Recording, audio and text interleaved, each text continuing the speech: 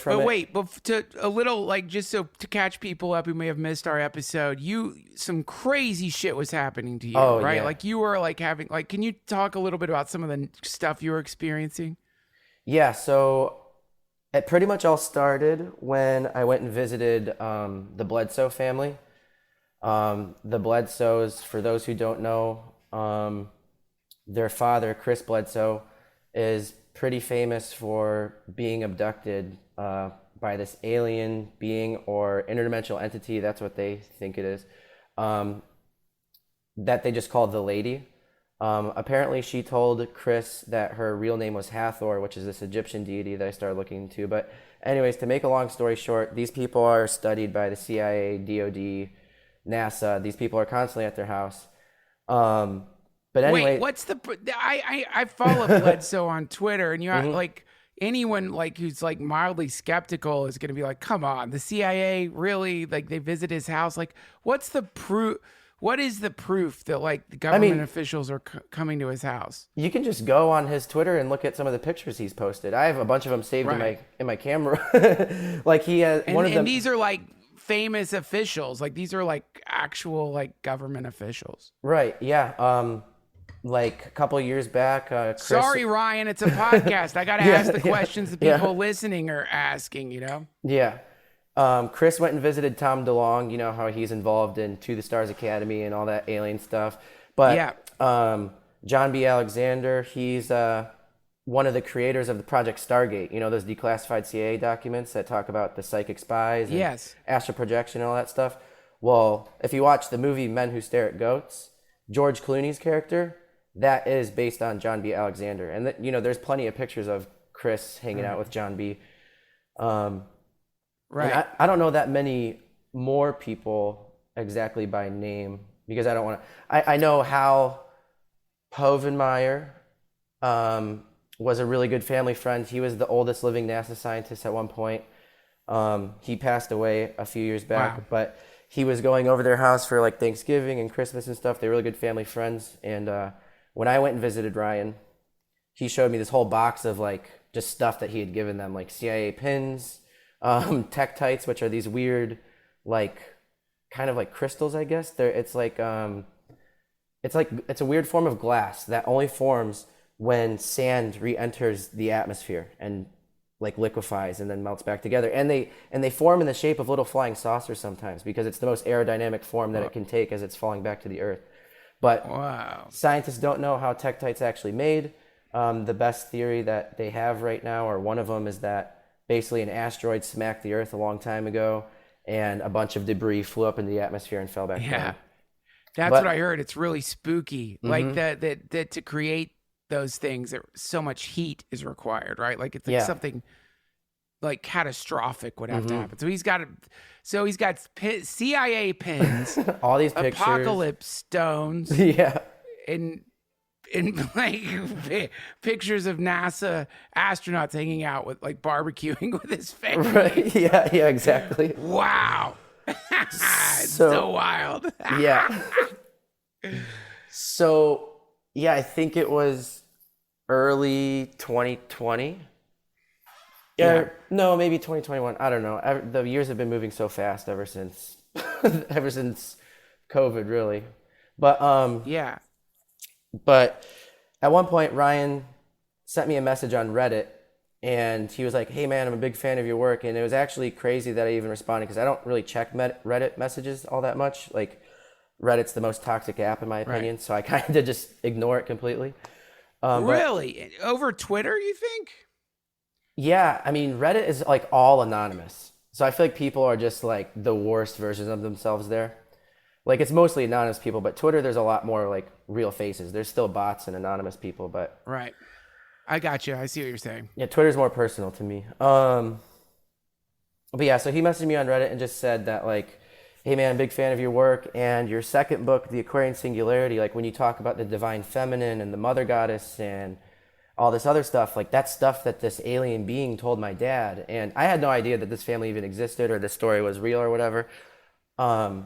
But he was sending me all these links and stuff like, oh, here's the documentary that was made about my dad. Oh, here's this. Like, and I was like, wow, this is insane. And so he was basically telling me that I had written about stuff that this entity told his father, and he really just wanted me to meet with the family because they were impressed with what I was saying and stuff.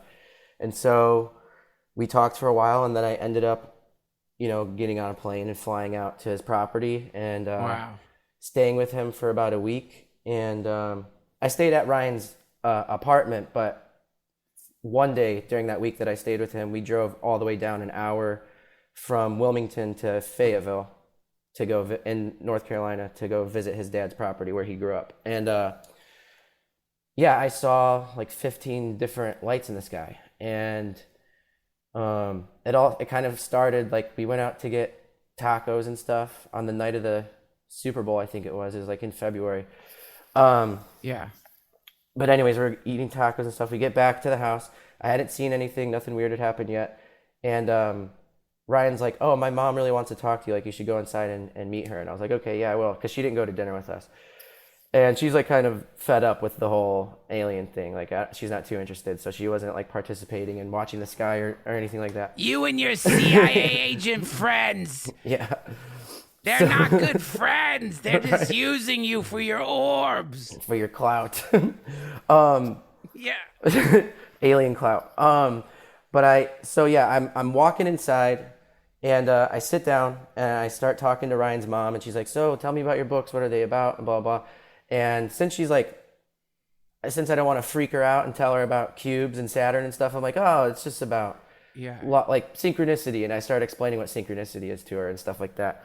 And but in the middle of that conversation, Chris just like yells. He's like, Nick, come out here. And I stand up and I'm like looking like a deer in the headlights. And she's like I'm looking at her because I don't want to be rude and leave mid-conversation. She's like, go ahead. She just rolls her eyes. And so go ahead. It's these asshole interdimensional beings. They fly around our house. I don't know how to get rid of them. I try to bug zap her, but they can teleport through it. Exactly. Yeah, she's seen some stuff where she's like, don't. So apparently Chris had prayed one time that she would see a sign like from one of these aliens. Yeah. And she was like cooking in the kitchen, and one like poked her on the back and then like quickly disappeared. And she's like, don't ever pray for me again, okay? And so that was like her most freaky. Don't do another alien summoning prayers. I'm trying to make dinner. Exactly. It's probably pretty hard to do normal house stuff with all that going on. Yeah. But so anyways, I get up, I run outside, and Chris is like, oh, they just left. And I'm like, oh, okay. So I turn back around. I'm walking right back in the house. As I walk in, he's like, no, it's back. I turn around, and there's this rod. It looks like a long rod that's blinking and flashing like a strobe light, like all white. What the fuck? And it's shooting through the tree line. Like, that's how close it was. And what the fuck? Yeah, that was the first one I ever saw. And then for the rest of the night, we're just looking at the sky, seeing like orbs like appear, get really bright, big, move around in like circles and in wavy patterns, and then dim out and disappear. And I saw like 15 of those. And they told me... What would you reckon the distance was between you and these orbs? Oh, the orbs were super high up there. But that rod was in the tree line. Could you hear it? Was it making any kind of sound or anything? No, I don't think I heard anything. Weird. Definitely not from the orbs, yeah. That must have been... That sounds scary. Were you scared? Or like, what was the vibe when that stuff starts happening? I'm sure Bledsoe must have been like, thank God. Like, look, we're not nuts. Like, this is happening around here for some reason. Oddly enough, no, I wasn't freaked out. I was more excited than anything. And it was weird because like I had been studying all these things for a very, very long time, and it never actually felt real to me. You know, it was just always like a hobby. It was just like fun. It was interesting to look into like UFOs, aliens, blah, blah. But then it was like right in front of my face. And it's weird when you're writing about these things and you start living it. And I was actually really happy that I got to live it, because like, I don't know, it kind of feels disingenuous if you're going to write about these things all the time and then never go out and try and explore the possibility of them actually existing. Right. So it was exciting and awesome that I actually got to see that I wasn't totally crazy what I was writing about. Right. But yeah, so after that, they were telling me how, oh, you saw the lights, you're going to start getting downloads of information, and like they must really like you, these beings, because, you know, not many people get to see that many in one day and so quickly and blah blah blah. So you know, there's so many different things going through my head. I don't believe that they actually liked me nowadays, but you know, in that moment, I was like, wow, I'm special. This feels so crazy. And I remember, Yeah. I remember flying home. So I'm flying home, and Chris Bledsoe had told me how if you ever want like confirmation about one of these crazy synchronicities, just pray to the Mother Goddess, and she'll give you confirmation. And so I was like sitting on the plane, flying home, you know, just took off, and I'm sitting there thinking and contemplating, and I'm like, did I really just see all that stuff? Like, did all that stuff really just happen? So I took Chris's Yeah. advice, and I was like, okay, Mother Goddess, if you're real, I want to see something that affirms my experience.